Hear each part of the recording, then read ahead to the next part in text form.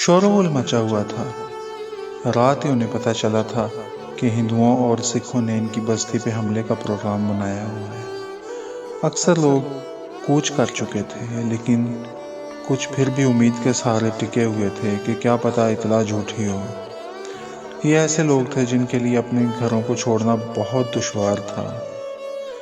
वो पाकिस्तान जाना तो चाहते थे, लेकिन इस घर से निकलना इनके लिए क़यामत खेज था कि जिस घर में इनका बचपन गुजरा था, इनके वालिदैन की ज़िंदगियां गुजरी थीं। लेकिन वो क़यामत खेज लम्हा आन पहुंचा था। वो घर से निकलने लगे थे, लेकिन बलवाइयों ने हमला कर दिया था। इसका बाप और भाई तलवार उठा के बलवाइयों का मुकाबला करने घर से बाहर जा चुके थे, और 18 साल सफ़िया माँ की आगोश में छुपी हुई थी। माँ, क्या ये हमें मार डालेंगे? जरीना बता रही थी कि पास वाले गांव में बहुत से लोगों को मार डाला है। सफ़िया कांप रही थी। माँ खामोश थी। माँ, खामोश क्यों? कुछ तो बोलो। बेटी, क्या बोलो? तू मेरी बहुत ही प्यारी सी बेटी है। पता है, शादी के 10 साल बाद जब तुम हमारे आंगन में उतरी थी तो हमें लगा था कि हमें जन्नत मिल गई है। तुम्हें अब तक बहुत ही प्यार से पाला है। तुम इसी आंगन में खेलती रही हो। मैं तुम्हारे नन्हे नन्हे हाथों को अपने हाथों में थाम के सोचा करती थी कि तू कब बड़ी होगी, लेकिन आज मुझे तेरे बड़े होने पे ही डर लग रहा है। काश तू पैदा ही ना हुई होती। एक बार तुम्हें टाइफाइड हुआ था, तब हमने तेरे लिए बहुत दुआएं की थी कि तुम सेहतयाब हो जाओ। काश तुम तब ही मर जाती। माँ, तू कैसी बातें कर रही है? क्या तुम्हें मुझसे प्यार नहीं? सफ़िया हैरत से बोली, मेरी बच्ची, मुझे अपनी जान से भी बढ़ के तुझसे प्यार है, लेकिन तू जानती नहीं ये बलवाई कितने वहशी होते हैं। बहुत सारे इलाकों में हज़ारों लड़कियों को इनके घर के सामने पामाल करके कत्ल कर चुके हैं। मैं ऐसा कोई मंजर देखने से पहले मर जाना पसंद करूँगी। मेरी बेटी, जब कोई बचने की सूरत ना रहे तो अपनी जान दे देना, लेकिन इन बलवाइयों के हाथ ना आना। बहुत जालिम है ये।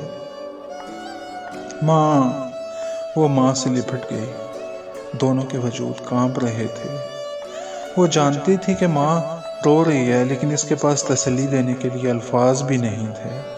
माँ की आगोश में जितना वक्त बिता सकती थी बिताना चाहती थी। इसने आंखें बंद कर लीं और सोचने लगी कि इसके बाबा और भाई बलवाइयों के मार रहे होंगे और जल्द ही सबको ख़त्म करके वो आ जाएंगे। माँ ऐसे ही परेशान हो रही है। इसे अपने भाई पे बहुत मान था। वो रोज़ाना कसरत किया करता था और अनाज की बोरी एक हाथ से बआसानी उठा लिया करता था। कोई दरवाज़ा बजा रहा था। इसके ख्यालात का तसलसल टूट गया। माँ दरवाजे के पास गई। दरवाज़ा खोलो, इसके बाप की आवाज़ थी। माँ ने दरवाज़ा खोल दिया। वो लड़खड़ाता हुआ अंदर दाखिल हुआ। माँ ने जल्दी से दरवाज़ा बंद कर लिया। इसका बाप शदीद ज़ख्मी हालत में था। मैं जाने से पहले एक बार तुम लोगों को देखना चाहता था। वो रुक रुक के बोल रहा था। सईद कहाँ है? माँ इसके भाई का पूछ रही थी। वो मेरा बहादुर बेटा, इसने 6 बलवाइयों को मार डाला, लेकिन वो खुद, क्या हुआ इसे? बताओ ना। अनजाने खदशात से माँ की आवाज़ बुलंद हो गई। वो शहीद हो गया है। बाप के लहजे में फ़ख्र और दुख था। क्या, मेरा सईद? माँ रो पड़ी। ना रो, शहीदों को नहीं रोते, चुप हो जाओ। बाप माँ को चुप करवाते करवाते खुद भी रो पड़ा। सफ़िया भी रो रही थी। दरवाज़ा ज़ोर ज़ोर से बज रहा था। दरवाज़ा खोलो, बलवाई चिल्ला रहे थे। खोलो, ना खोला तो सबको मार डालेंगे। जवाब ना मिलने पे वो दरवाज़ा तोड़ने की कोशिश करने लगे। मुझे अपने हाथों से मार डाले, मैं ज़िल्लत बर्दाश्त नहीं करना चाहती। इसकी माँ इसके बाप से मौत मांग रही थी। मैं ऐसा नहीं कर सकता, बाप बेबसी से बोला। आपको मेरी कसम, आपके हाथों से मरना मेरी खुशनसीबी होगी। मैं ان بلوائیوں کے ہاتھوں سے نہیں مرنا چاہتی۔ اسی لمحے بھی دروازہ ٹوٹنے لگا تھا۔ جلدی کریں، وہ آ جائیں گے، ماں بار بار کہہ رہی تھی۔ صفیہ دم بخود تھی۔